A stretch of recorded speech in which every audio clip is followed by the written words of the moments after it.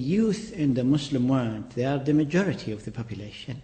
Some countries, like my country, Saudi Arabia, they constitute something like 60 or more than 60% of the population. In other countries, African and Asian Muslim countries, probably they reach more than this. So they constitute a problem for the governments in having the services that they need. They need education, they need health services, they need social services.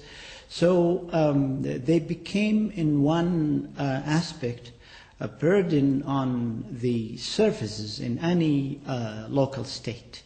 And mostly they are the imams, the religious leaders, and things like that. And whether the people in the West, like those or not, those are the nearest to their people and nearest to the heart of the people.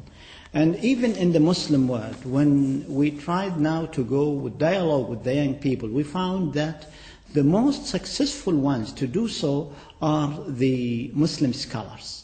It is not even the social workers or so. Social workers, all right, they have their role, but the main player are the Sharia or the Islamic law scholars.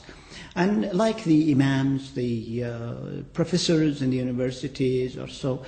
And I think Muslim communities in the West are, having these leaders. So it is very important to have to involve those leaders into the dialogue, into solving these problems and things like that. What I witnessed at least when I was in America, that the local authorities have no direct contact with those Muslims. And probably only the immigration office or the taxation office or things like that. Otherwise, they do not have a continuous relation with that. So it is very important to have this permanent relation with people who are very effective in this community. And up till now, according to our resources, the most effective ones in the communities are the scholars, the imams, and what you call the religious leader of the community. And if we take, for instance, the terrorist inclinations now, we have experiences now in Egypt, in Saudi Arabia, in Yemen, in which that find that it's not only a matter of security solutions for this, to go after those and to try to imprison them or so. This is part of the solution. But the other part, which is very important, in trying to dissolve them through dialogue and through discussion and through very specialized people either in Sharia, Islamic law, or in sociology or in psychology or whatever, or even in criminology. People who will go with these youth and sit with them for a long time, days after day and day after day, until they become more convinced that it's not a matter of just taking your gun and going behind security police or whatever he is. And I think now we began to witness some success in this. If you take, for instance, in Egypt, they were able, through dialogue, to dissolve a whole group of people who were just embracing violence. Now in Saudi Arabia, the same thing is happening. Also in Yemen, something was happening also.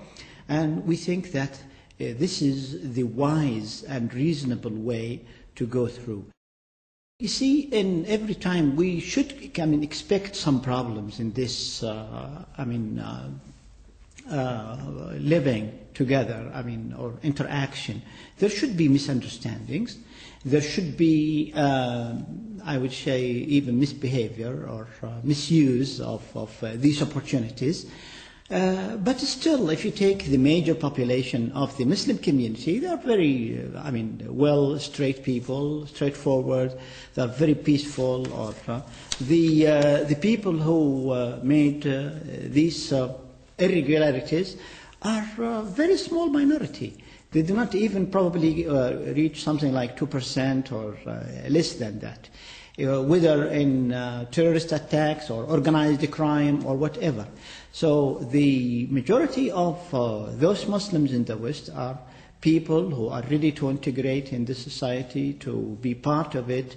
And we think that the process of integration, it has to take time. It is not a matter of only one generation or two. It will take longer time.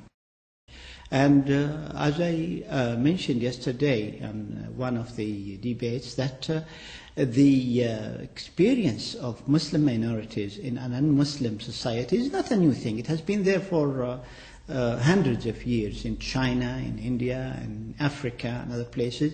And Muslims were able to live in these societies harmoniously and peacefully, and they contribute a lot to their communities. And I think that Europe and America and the West in general is no exception.